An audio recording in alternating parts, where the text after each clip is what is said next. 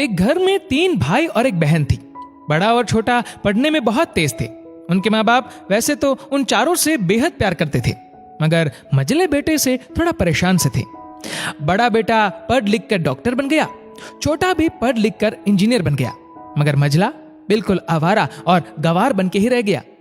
सबसे बड़े बेटे और सबसे छोटी बेटे की शादी हो गई और बहन ने लव मैरिज कर ली। बहन की शादी भी अच्छे घराने में हुई थी। आखिर उसके 2 भाई डॉक्टर और इंजीनियर जो थे, लेकिन मझले को कोई लड़की नहीं मिल रही थी। बाप भी परेशान था और माँ भी परेशान थी।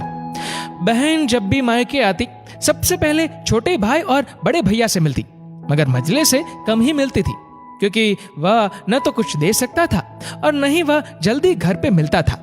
वैसे वह दिहाड़ी मजदूरी करता था। पढ़ नहीं सका तो नौकरी कौन देता। मझले की शादी किए बिना पिताजी गुजर गए। माँ ने सोचा कहीं अब बंटवारे की बात न निकले, इसलिए अपने ही गांव से एक सीधी सादी लड़की से मझले की शादी करवा दी। शादी होते ही न जाने क्या हुआ कि मझला बड़े लगन से काम करने लगा। दोस्तों ने कहा, ए चंदू, आज अड्डे पे आना। चंदू ने कहा, आज नहीं, फिर कभी।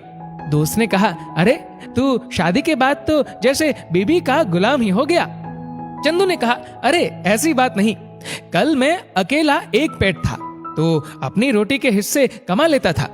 अब 2 पेट है आज, और कल 4 पेट हो सकते हैं। घर वाले मुझे नालायक कहते थे, मेरे लिए चलता था, मगर मेरी पत्नी मुझे कभी नालायक कहे तो मेरी मर्दानगी पर एक भद्दा गाली है, क्योंकि एक पत्नी के लिए उसका पति उसकी इज्जत और उम्मीद होता है।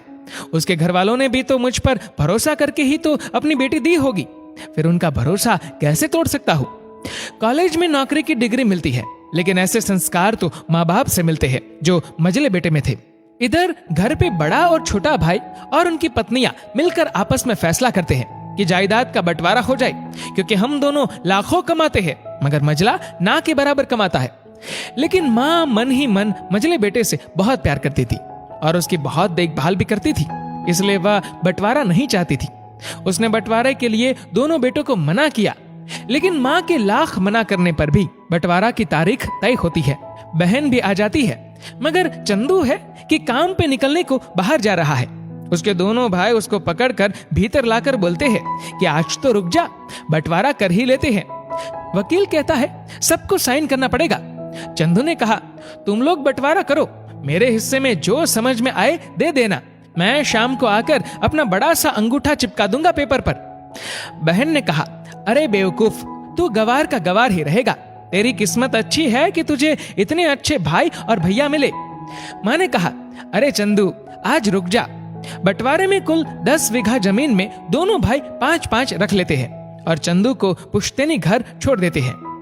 तभी चंदू जोर से चिल्लाता है, अरे फिर हमारी छुटकी का हिस्सा कौन सा है? दोनों भाई हंसकर बोलते हैं, अरे मूर्ख, बंटवारा भाइयों में होता है और बहनों के हिस्सों में सिर्फ उसका मायका ही है। चंदू ने कहा, ओ, शायद पढ़ा लिखा न होना भी मूर्खता ही है। ठीक है, आप दोनों ऐसा करो, मेरे हिस्से की वसीयत मेरी बहन छुटकी के नाम कर दो। दोनों भाई चकित होकर बोलते हैं, और तू? चंदू माँ की ओर देख के मुस्कुराते बोलता है, मेरे हिस्से में माँ है ना। फिर अपनी बीबी की ओर देखकर बोलता है मुस्कुरा के, क्यों चंदूनी जी, क्या मैंने गलत कहा? चंदूनी अपनी सांस से लिपट कर कहती है, इससे बड़ी वसीयत क्या होगी मेरे लिए कि मुझे माँ जैसी सासू मिली और बाप जैसा ख्याल रखने वाला पति। बस यही शब्द थे जिसने बंटवारे को सन्नाटे में बदल दिया।